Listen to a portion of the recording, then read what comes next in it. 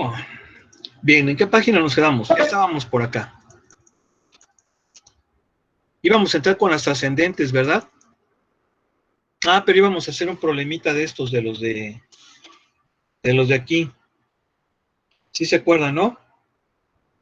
Sí, profe. Ok. A ver, entonces agárrense uno.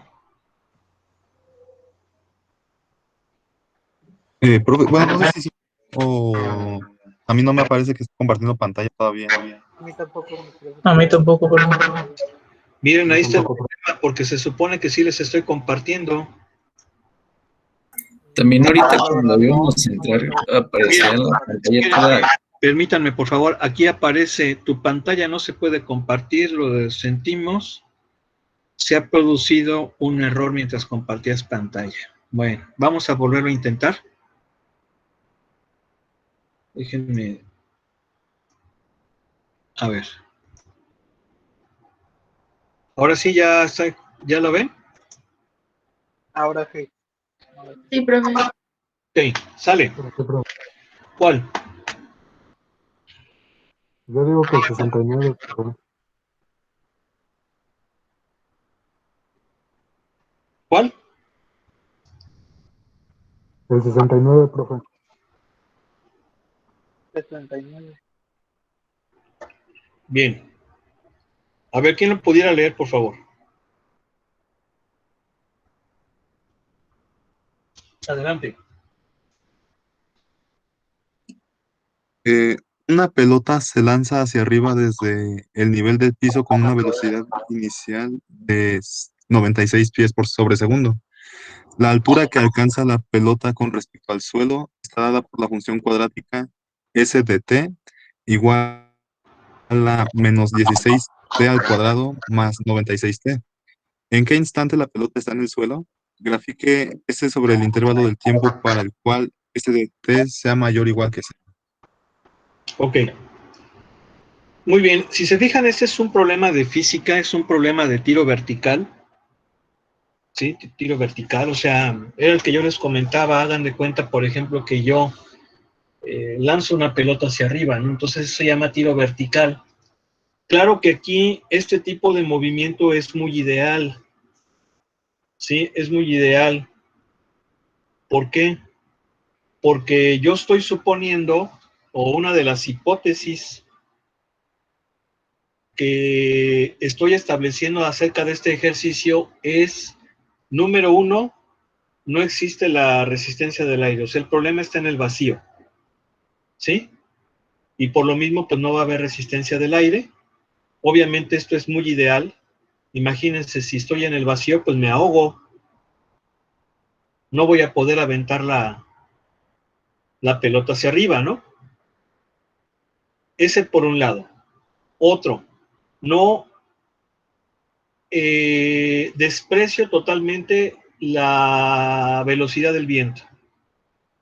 Es decir, ¿están de acuerdo que durante la trayectoria del móvil el viento está soplando, ¿verdad? Y obviamente esa velocidad con la que sopla el viento va a interferir en el movimiento de la pelota.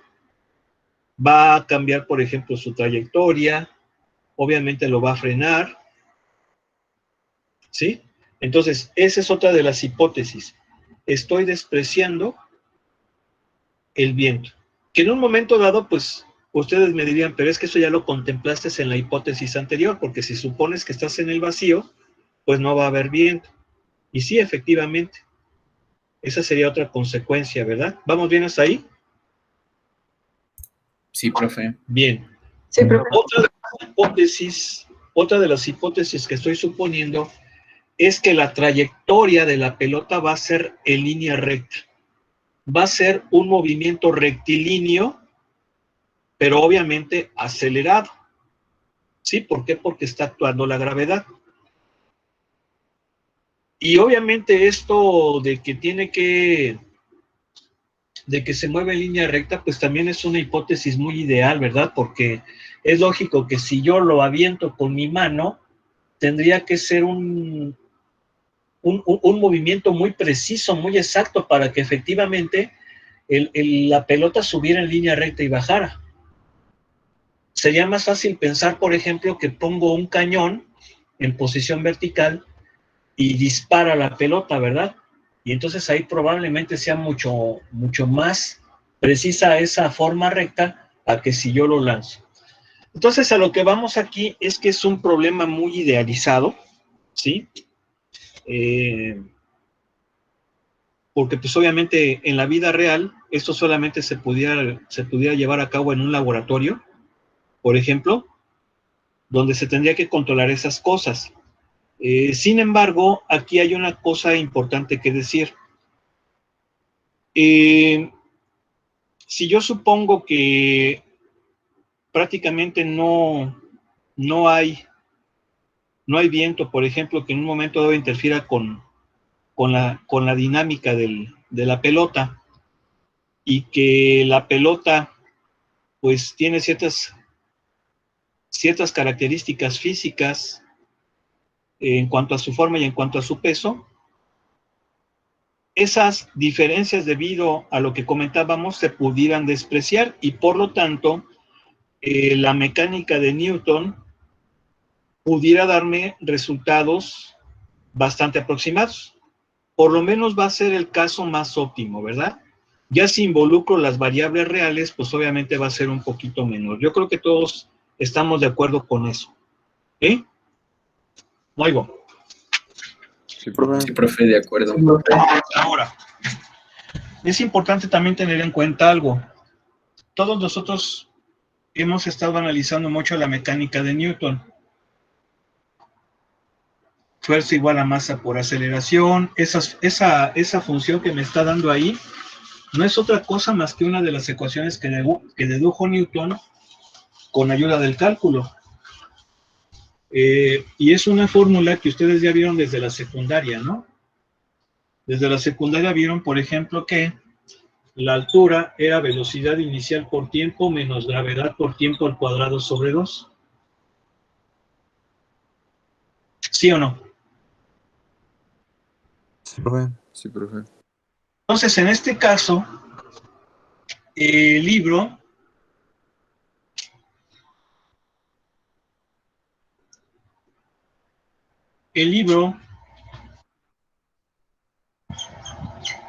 la pone así. S de t igual a menos 16t cuadrada más 96t. Si se fijan, esta función, porque es una función, tiene exactamente esta misma forma. De hecho, podemos darnos cuenta que la gravedad vale 32, porque si es 16 y está dividido entre 2, tiene que ser 32. Luego, la velocidad inicial debe de ser 96. Entonces, fijan, esto es lo mismo. Esto sería como que en física y eso sería aquí en cálculo. Obviamente la altura también está en función del tiempo, ¿verdad? Pero bueno, eso es como nos lo enseñaron en la secundaria. Es fácil darnos cuenta que estamos utilizando el sistema inglés porque para que esto valga 16, estamos asumiendo que la gravedad vale 32 y efectivamente la gravedad, la aceleración de la gravedad en el sistema inglés vale 30 segundos cuadrados. Entonces estamos en el sistema inglés. Luego entonces la velocidad con la que yo lanzo la pelota hacia arriba son 96 pies por segundo. Pero volvemos a lo mismo. Si yo lanzo algo hacia arriba, vean la posición de mi cuerpo. Difícilmente el móvil va a seguir una trayectoria recta. Por eso es que les digo que este problema es muy ideal. ¿Se entiende o no? Sí, profe. Sí, profe. Voy a llegar un poquito más temprano, ¿no? Bien.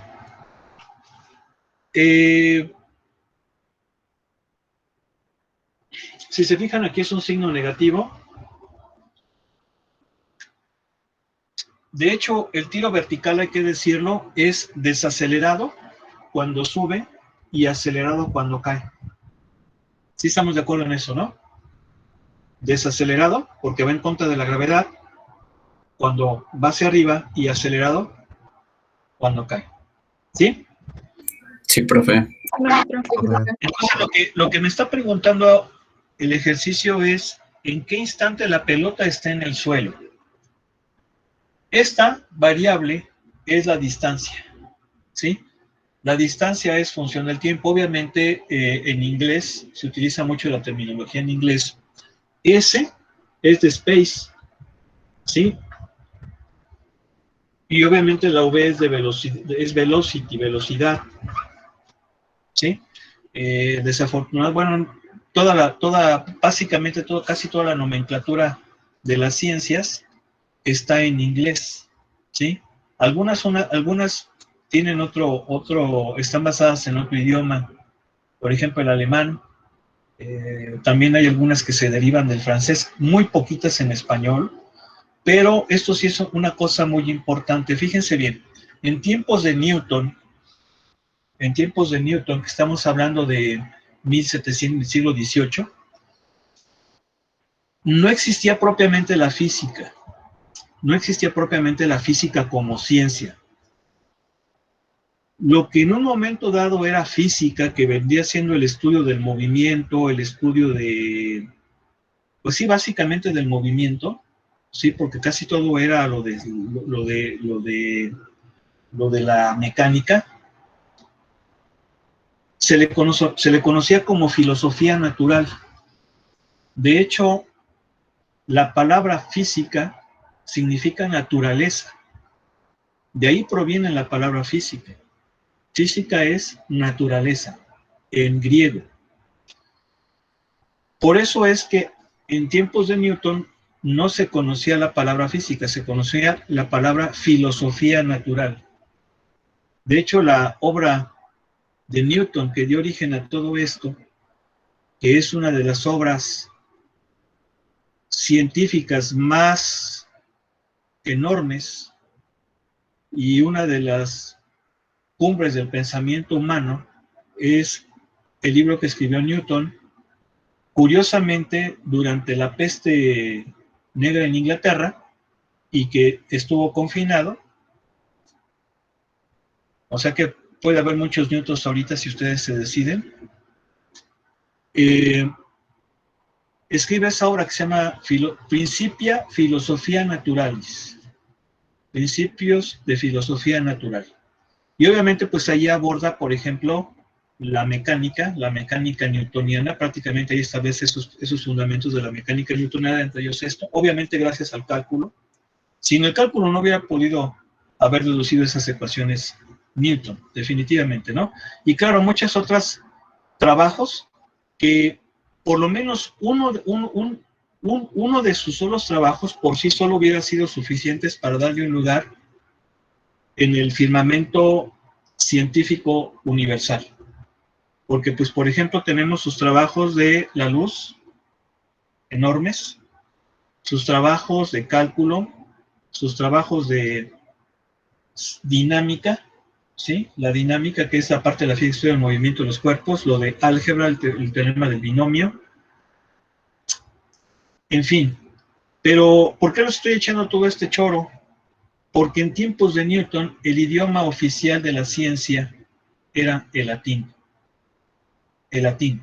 De hecho, la obra más enorme que escribió Newton, él la escribió en latín, Principia Philosophia Naturalis. ¿Sí? Todo estaba en latín. Todo. Era el idioma universal.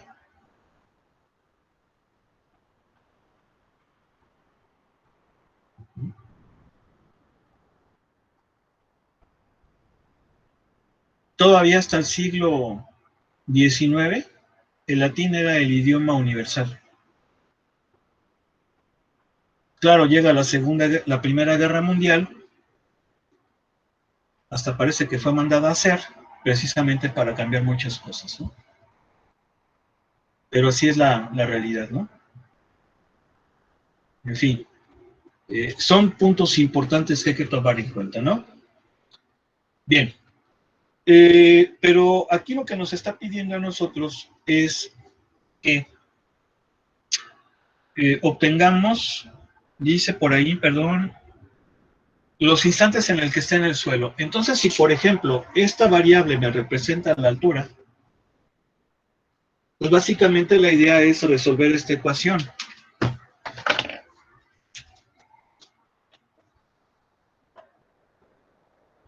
(96t igual a 0, ¿no?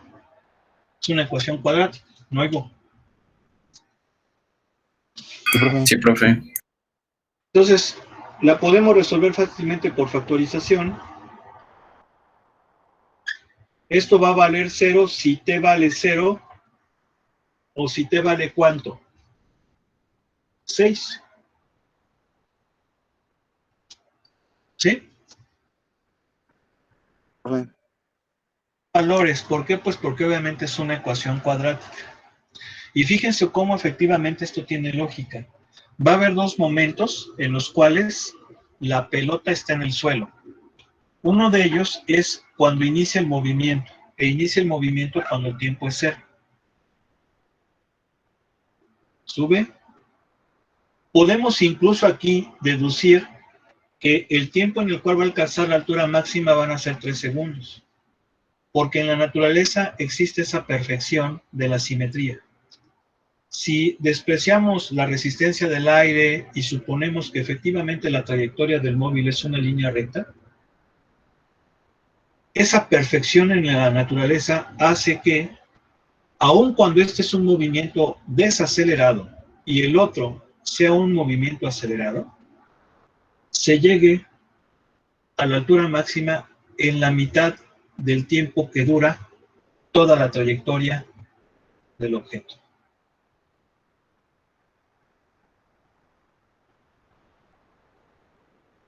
Así es esto. Así funcionan las leyes de la física, ¿no? Por eso aquel que me diga que puede hacer lo que se le antoja, pues bueno, yo le diría mucho cuidado. Hay reglas en todo, ¿no? Cierto, profe. Luego dice por ahí la otra pregunta. No, pues ya, nada más es esa cuestión. Ahora, algo que también les quería comentar en relación a lo de la mecánica de Newton, que básicamente es la que nosotros hemos estado usando. Hemos usado desde la prepa, la van a ustedes utilizar muchísimo, digo, las clases de física, pero también les tengo una excelente noticia. Hay otra mecánica. Claro, ustedes van a decir, pues la cuántica, ¿verdad? No. Bueno, claro, sí, digo, está la mecánica cuántica, ¿verdad? Y también está la mecánica ondulatoria, pero eso es a nivel atómico. No, hay otra mecánica macro, o sea, vamos de cosas que podemos ver, que se llama mecánica lagrangiana. Está la mecánica de Newton y la mecánica de Lagrange, es decir, mecánica newtoniana y la mecánica lagrangiana. Yo soy ingeniero electrónico, obviamente yo me meto más con cuestiones de electricidad, con cuestiones de circuitos, con cuestiones de programación, semiconductores, cosas de esas. Pero los que están para mecánica, obviamente, saben esto muy bien. Y obviamente, ustedes que son en mecatrónica lo van a ver, ¿sí? Y yo tuve la oportunidad de ver un poquito de mecánica de Lagrange, porque tengo una maestría en aeroespacial. Y en esa maestría se mete mucho la mecánica de Lagrange. Y no he visto pocos autores que dicen que la mecánica de Lagrange es superior a la mecánica de Newton. ¿Sí?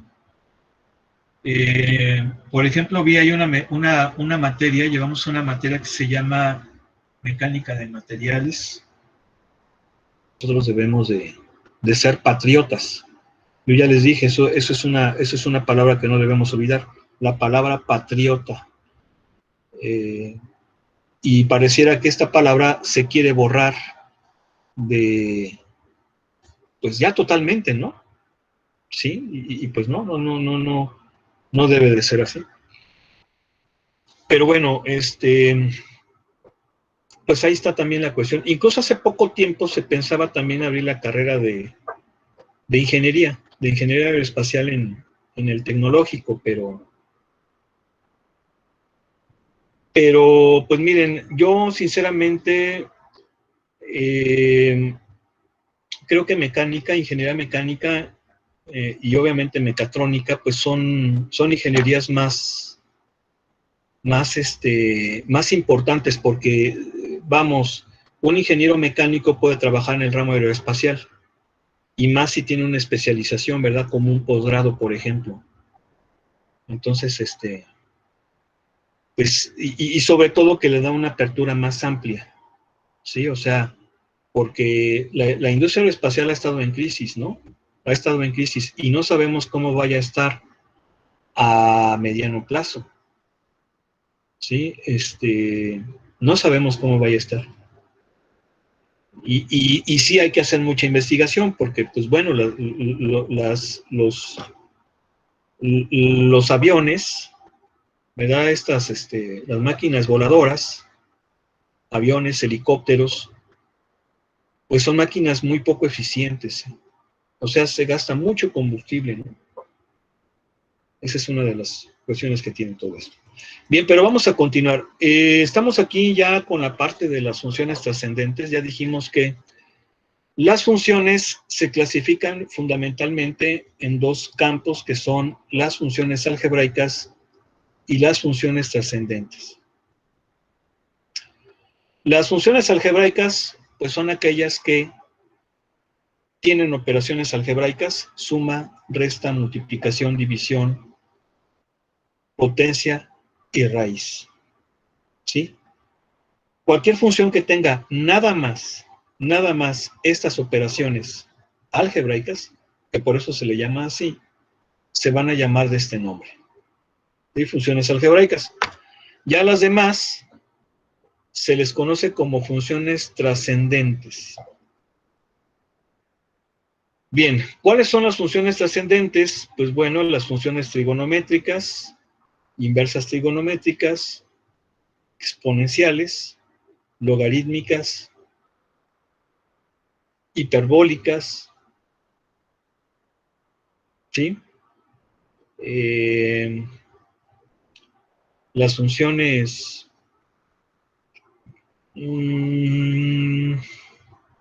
hiperbólicas ya les dije, ¿verdad? Ya logarítmicas, exponenciales, trigonométricas, inversas trigonométricas, pues son las principales, ¿no? Porque son las que vamos a ver. Hay otras funciones un poco más complejas, pero pues esas no las vamos a checar. Y vamos a empezar con las funciones trigonométricas. Las funciones trigonométricas pues son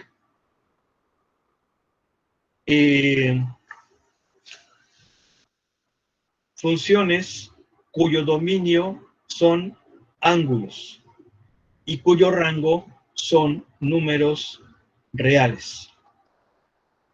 Y dentro de las funciones trigonométricas, pues tenemos a la función seno, coseno, tangente, ¿sí? Y sus respectivas recíprocas. Recuerden que la recíproca del seno es la cosecante, la recíproca del coseno es la secante y la recíproca de la tangente es la cotangente. Las tres primeras son las principales, seno, coseno y tangente, porque las otras pues se derivan de ellas, prácticamente son sus recíprocas. Ahora, hay que decir aquí que las funciones trigonométricas son funciones periódicas.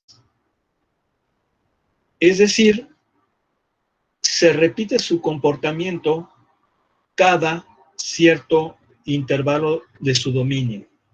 Se vuelven a comportar exactamente igual.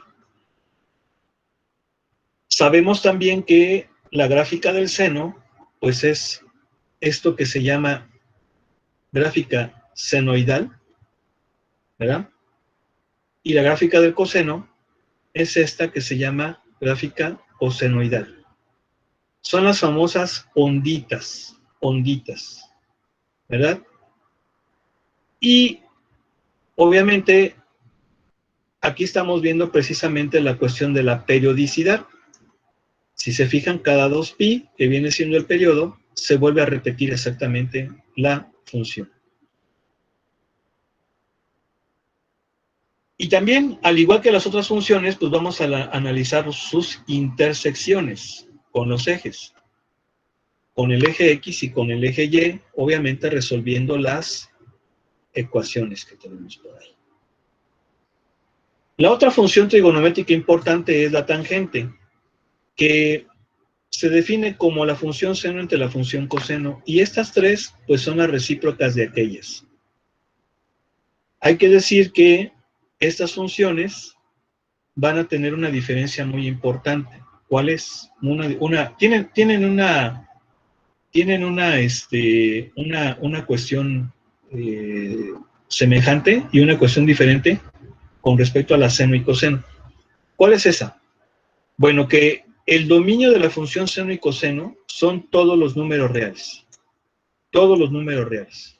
¿Sí? Todos. Por el contrario, el dominio de la función tangente no son todos los reales. Si bien es una función periódica, su dominio no son todos los reales. ¿Sí? Vamos a ver que no puede valer, o sea, no existe la función tangente o no está definida, ¿sí?, para valores del ángulo que sean múltiplos impares de pi medios.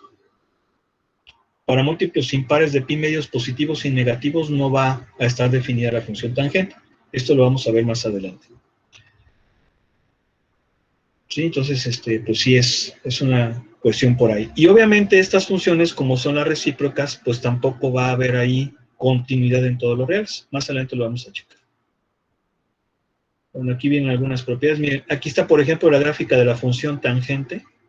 Si se fijan, la función es discontinua para múltiplos impares, como les había dicho, múltiplos impares de pi medios, tanto positivos como negativos.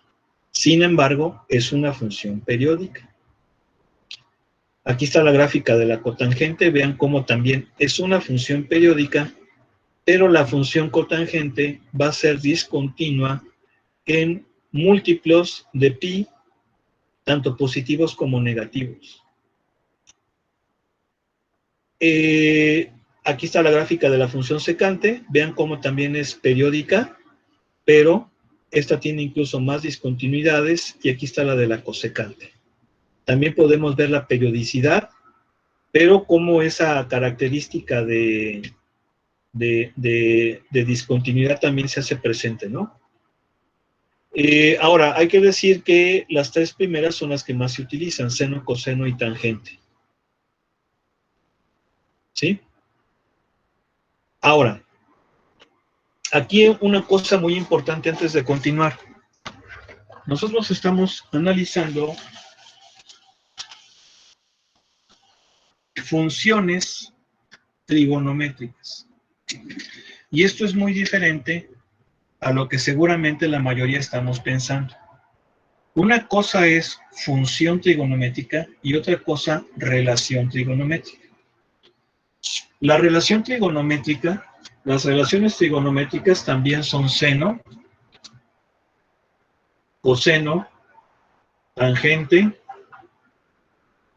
cotangente, secante y cosecante.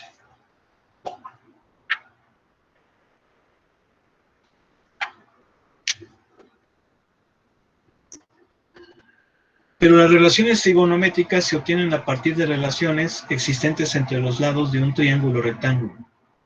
De tal suerte que el seno de teta, es decir, del ángulo, es cateto opuesto sobre hipotenusa. La del coseno es cateto adyacente sobre hipotenusa. La de la tangente es cateto opuesto sobre cateto adyacente. La de la cotangente es cateto adyacente sobre cateto opuesto. Secante es hipotenusa sobre cateto adyacente. Y la de la cosecante, hipotenusa sobre cateto opuesto. Si se fijan, son relaciones. La palabra relación en matemáticas es un cociente. Cuando tenemos una igualdad de relaciones, tenemos una proporción. Esto es relaciones, razones. Razones entre los lados de un triángulo rectángulo. Estas son relaciones trigonométricas. Las que vamos a ver ahora son funciones trigonométricas. Seno de x, coseno de x, tangente de x, cotangente de x, secante de x, cosecante de x. ¿Son diferentes? Sí. Sin embargo, estas se obtienen de estas. Es decir, esto viene siendo para cualquier valor de x. Obviamente x viene siendo un ángulo. Pero desde el momento en que le estoy poniendo x, le estoy diciendo que ese ángulo es variable. Mientras que en estas, ese ángulo es 1 nada más. ¿Sí se entiende, no? ¿Sí? Sí, profe. Claro que estas las obtenemos, su grafiquita, por ejemplo, la del seno. Acuérdense que su grafiquita era más o menos así. Esta grafiquita efectivamente viene desde el punto de vista muy profundo de esto. Solamente que ahí estamos variando el ángulo. Y al variar el ángulo, estamos variando tanto los lados. Estamos variando los lados. Entonces ya no estaremos hablando de un solo triángulo, que es lo que hacíamos en la secundaria, bueno, en la prepa, porque en la secundaria creo que no se ve trigonometría. En la prepa, que te ponen un triangulito y tú aplicabas relaciones trigonométricas para resolver. Pero en ese caso el ángulo no variaba. Claro que tenías dos ángulos, tú elegías cuál querías coger. Y de hecho ese ángulo era el que le iba a poner nombre a los catetos, cateto opuesto, cateto adyacente. Pero es un problema fijo. En cambio aquí ya estamos diciendo que ese ángulo es variable. Es decir, sí guarda una relación, pero es muy diferente.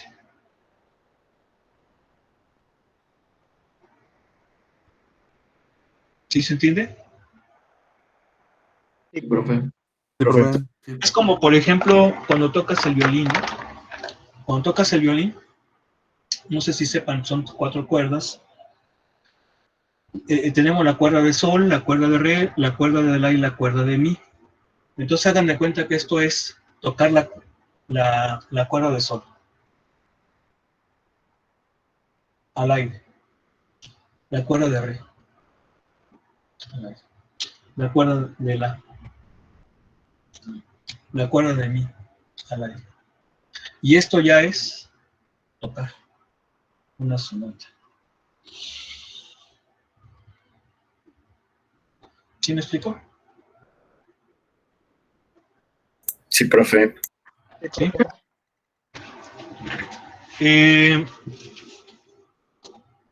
Entonces, lo que sigue pues es muy interesante. Ya es precisamente transformaciones que van a tener estas funciones. Este tema es muy extenso, bastante. Ya no nos va a dar tiempo, de hecho ya la clase desafortunadamente se acabó.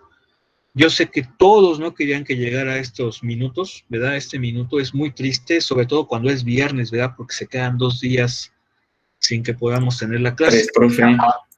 Sí, efectivamente 3. Es algo muy, muy triste, pero no se preocupen, les voy a compartir unos vídeos este fin de semana para que no la pasen tan mal, ¿no? Y pues tengan de todas formas ese refrigerio, ¿no? Que se necesita. Bueno, un abrazo, fue un placer estar con ustedes, excelente fin de semana, Dios mediante, el próximo martes nos vemos, porque recuerden que el lunes pues hay asueto. Les comparto material, pónganse a estudiar por favor, disfruten a sus familias, y Dios mediante nos vemos el próximo martes. Que estén bien. Gracias. Hasta luego, profesor. Buen fin de semana.